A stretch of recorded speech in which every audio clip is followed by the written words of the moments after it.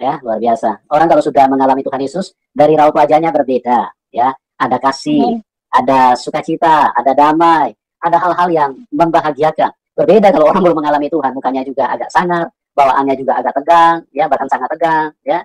Terus ya begitulah, emosinya juga tidak terkontrol, ya. Makanya banyak orang yang sumbu pendek, sedikit-sedikit menyala, sedikit-sedikit ribut, sedikit-sedikit apa namanya, demo, ya. Nah, ini hal-hal yang menunjukkan bahwa orang-orang seperti itu tidak mengalami Tuhan, tidak merasakan Tuhan. Beda yang dialami oleh Marika. Marika, terima kasih ya sudah hadir di studio.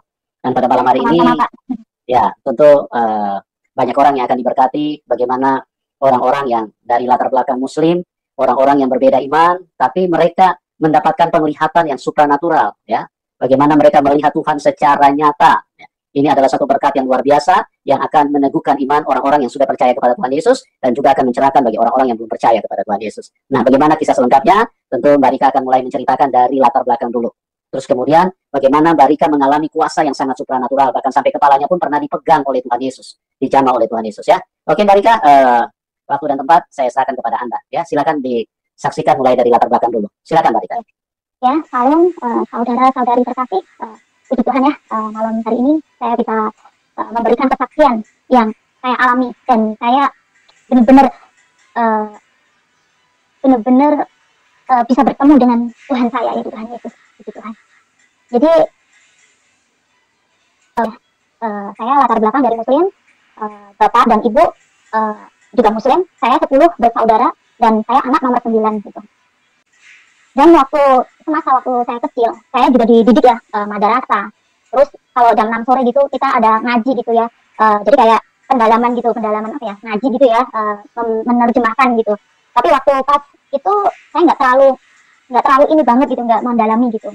Saya masih hafal ayat-ayatnya yang dari Muslim gitu ya, kayak Al-Fatihah sampai sekarang pun saya hafal, dan surat-surat pendeknya juga saya hafal itu. Dan saya bisa di umur 17 saya itu dituntun sama Roh Kudus gitu ya. Karena waktu umur 17 ibu saya itu udah janda ya, karena bapak meninggal. Jadi di umur 17 itu saya harus bekerja gitu ya untuk mencukupi jadi tulang punggung gitu. Jadi mencukupi kebutuhan ibu saya, adik saya gitu waktu itu. Dan waktu saya umur 17 itu saya kerja di Bandung gitu. Umur 14-nya saya kerja di Bandung, terus umur 17-nya saya memutuskan untuk pulang ke Jawa gitu. Saya asalnya dari Semarang ya, Jawa Tengah gitu. Dan saya mau les, nggak punya uang karena waktu zaman dulu itu les itu bayarnya sekitar 1 juta gitu ya, untuk mendapatkan sertifikat menjahit gitu. Dan waktu itu saya benar-benar nggak ada uang. Nah, ada temen yang ngasih tahu info, kamu ikut aja di LPK yang di gereja yang letaknya itu di Stasiun Poncol Semarang katanya gitu. Saya penasaran waktu itu ya, saya akhirnya ngadain ke gereja gitu.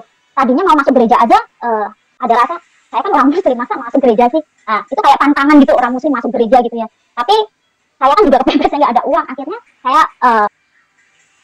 Mada, jadi yang pengurusnya gereja itu ya. Jadi akhirnya saya tanya-tanya, katanya iya ini tempat les menjahit gitu.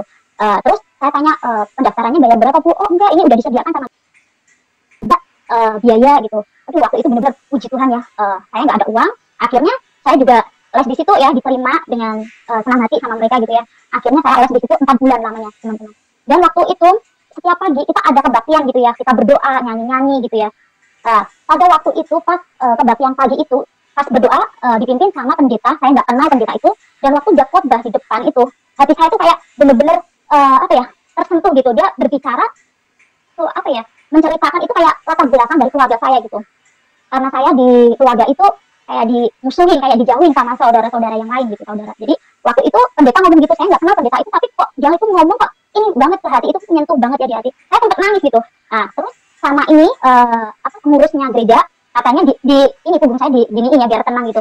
Nangis yang keras aja nggak apa-apa biar lega hatinya. Nah, semakin saya tuh nangis itu emang lega gitu teman-teman. Dan waktu itu saya nggak ngerasain apa-apa ya, cuman kesentuh aja waktu pas nyanyi ikut ini ya kebaktian gitu ya, nangis aja gitu. Nah, waktu itu di usia 20 tahun saya memutuskan untuk menikah ya waktu itu. Memutuskan untuk menikah dan saya dapat kerja di pabrik itu selama 3 tahun di pabrik karena kebutuhan ekonominya semakin ini ya terpuruk. Jadi terpaksa saya harus ke Taiwan gitu, harus meninggalkan anak, suami dan saudara gitu. Dan di Taiwan saya setahun di Taiwan saudara, semua hasil uang gaji saya kirimkan ke suami gitu. Dan ternyata suami itu menyalahgunakan dari hasil keringat saya gitu. Dan akhirnya suami itu main cewek gitu, akhirnya dia pergi nikah sama cewek lain, saya ditinggal gitu ya. Terus saya tuh bilang gini, aduh kok kayak gini sih hidup saya gitu. Udah waktu itu bener-bener udah putus asa ya, udah kayak mau mengakhiri hidup gitu. Tapi saya mikir saya masih punya ibu, saya masih punya anak, saya harus bertahan, saya nggak boleh mati gitu. Dan waktu itu kadang lihat ya di YouTube gitu, orang pada ini orang Kristen hidupnya tuh kayaknya damai, nggak ada masalah gitu ya. Sampai kepikir apa saya mau masuk Kristen aja kali ya, biar hidup saya tuh nggak ada masalah gitu ya. Nah akhirnya saya itu ketemu sama orang Taiwan, yaitu saksi-saksi Yehova gitu. Itu ajaran yang menyimpang ya saudara. Dan akhirnya saya ikut setahun ikut itu apa agama nyimpang, Kristen nyimpang itu. Nah saya ada kitab sucinya juga, pokoknya setahun saya ngikut itu. Nah akhirnya saya hidup sendirian kan, kok kayak gini ya hidupnya nggak ke arah gitu, kayak apa ya, ibarat daun kering yang kena angin itu lari ke sana, lari terbang ke sana, terbang ke sini gitu, sama sekali bener-bener nggak ada tujuannya gitu. Nah pada waktu itu saya kenal sama suami saya yang sekarang ini, itu orang Thailand. Waktu kita masa pacaran gitu ya, dia itu mengabarkan Injil ke saya gitu, menceritakan Injil, betapa luar biasanya Tuhan Yesus itu, betapa hebatnya Tuhan Yesus itu gitu. Tapi saat dia mengabarkan Injil, hati saya itu memberontak, marah.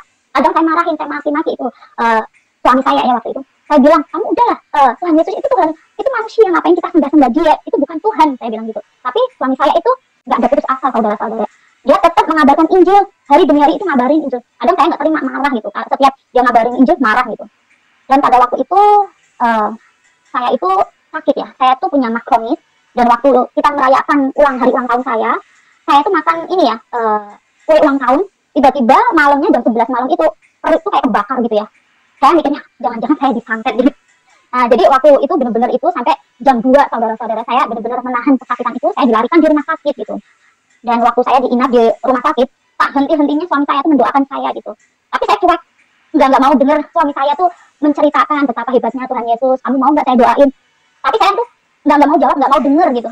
Nah akhirnya puji Tuhan tuh tiba-tiba sembuh gitu. Setelah diinfus, setelah minum obat gitu ya, sembuh gitu. Dan hari Minggunya kita ada acara Senanto gitu di luar kota sama rombongan gereja Thailand. Dan di sana saya itu di dalam gereja ya.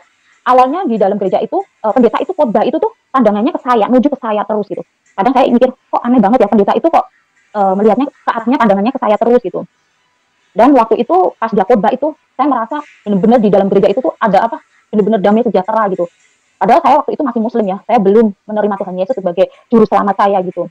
Dan akhirnya pas waktu masuk dalam doa, kan orang berdoa itu kan nunduk ke bawah ya kepalanya, terus matanya kan nutup mata kan kita. Nah, pas waktu berdoa itu rambut saya ini tuh kayak dielus gitu. Tapi mikir saya kaget gitu, siapa yang ngelus rambut saya gitu kan? Saya lihat kanan kiri semua orang lagi pada tunduk, pada tutup mata karena lagi berdoa saudara-saudara. Jadi waktu itu selesai berdoa, tiba-tiba tuh ada satu yang saya lihat salib Tuhan Yesus. Karena itu salibnya gede banget ya, cuma saya lihat itu. Waktu saya lihat itu bener-bener apa ya? Kok di sini tuh ada kedamaian gitu, tenang gitu. Terus saya tuh mikirnya, udah lupain, jangan itu, saya nggak percaya sama Tuhan Yesus gitu. Dan akhirnya kita itu Januari kemarin itu tanggal 9-nya Januari tanggal 1-nya lah kita ada rundingan sama gereja Thailand. Pendetanya dia bilang, maaf Rika, kalau kamu masih di muslim saya nggak bisa nikahin kalian gitu. Tapi saya jawabannya keras, masih keras kepala. Saya bilang ya nggak apa-apa, kalau saya harus di muslim ya nggak apa-apa, saya pokoknya nggak mau pindah agama, saya tetap di Islam, saya nggak mau pindah Kristen gitu. Dan suami saya pun karena imannya kuat juga, dia juga Kristen, nggak mau ikut saya ke muslim waktu itu. Dan waktu itu pokoknya nyantai gitu, pokoknya pendeta saya tuh udah ngadem gitu. Jadi saya nggak mau dengerin pendeta saya, pokoknya intinya saya tetap mau di muslim, saya nggak mau pindah Kristen, saya nggak mau terima Tuhan Yesus itu sebagai Tuhan saya, Tuhan Allah saya yang hidup gitu ya. Saya nggak mau terima Tuhan Yesus. Dan pada waktu malam harinya itu jam 11 malam, saya itu lagi mau istirahat tidur ya, karena seharian kerja saya kecapean. Saya kan kalau tidur ini tembok, saya menghadap tembok gitu ya, lagi tidur, lagi merem aja mata, saya nggak tidur ya, baru merem kok. Saya juga sadar waktu itu. Tiba-tiba tembok itu tuh terbelah, kebuka gitu. Dan kanan kirinya itu tuh gelap gulita, nggak ada sinar sama sekali saudara-saudara. Cuman saya lihat satu jalan itu, lurus, terang banget. Dan dari ujung sana saya lihat sinar yang begitu terang banget gitu. Tiba-tiba itu sinar mendekat. Saya kaget, spontan saya melek mata. Saya tuh nggak lihat apa-apa. Tembok itu saya raba-raba nggak kebuka. Terus sempat saya duduk seperti ini, saya minum air, saking kagetnya ya, sampai nafas saya tuh ngeh-ngehan kayak lari maraton gitu. Saya minum, terus saya mikir, apa ya?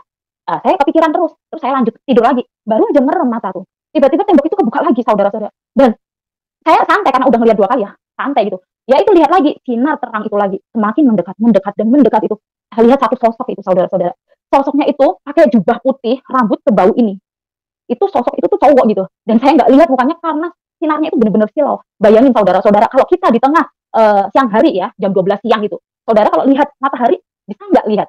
Otomatis ini ya apa kalau orang Jawa bilangnya kebelerengan gitu ya. Apa silau banget sinarnya. Jadi saya tuh nggak bisa melihat itu siapa. Tapi aneh saudara, yang bikin hati saya tuh tenang. Saya nggak pernah merasakan di Muslim setenang ini, saudara-saudara. Setiap saya ada masalah, saya nggak pernah setenang ini. Dan saya 3 hari, saya nggak mau keluar kata-kata, saya nggak mau tanya itu siapa, ke siapa nggak mau tanya, saya pendem. Tapi semakin saya pendem gitu, saya tuh ada rasa ini ya, penasaran itu apa, yang saya lihat itu apa gitu. Saat saya kerja aja, saya kepikiran, kemarin itu yang saya lihat itu apa. Saya belum tidur, saya nggak mimpi, saya yakin saya nggak mimpi gitu loh. Dan akhirnya saya iseng, saya telepon pendeta Thailand saya gitu ya. Dan saya telepon pendeta, dia nanyain, Rika yang kamu lihat itu sinarnya putih atau hitam? Saya bilang putih. Terus kamu lihat itu apa? Ya itu tembok tiba-tiba kebuka, saya lihat jalan lurus itu gitu. Dan saya lihat satu sosok itu ya, laki-laki berjubah putih dan rambutnya sebau ini gitu. Kadang saya di Muslim ya, saya seingat saya di Muslim itu ada ayatnya itu ihdinas siratal mustaqim, yang artinya tunjukinlah apa kami jalan yang lurus.